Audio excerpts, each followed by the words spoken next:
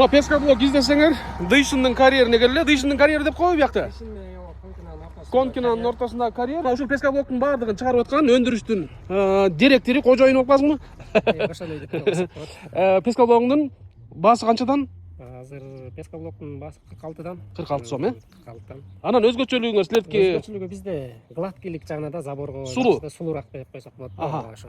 Анан жеткизип берүү барбы? Жетишип берип бар. Кенен эле көлөмдө чыгарат экенсиңер да. Кенен эле любой количествода келе берсин, чыгарып беребиз. Биякта отсевта, кумда баары өзүңөрдөн болуп, Ооба. Бул салафан менен жабылып тургандар кургап аткан кезде да? Ооба. Иштеп аткан балдар профессионалдарбы? Куйган балдар. Биягынан куят экен, анан көлөкөгө кургайт экен да бияка.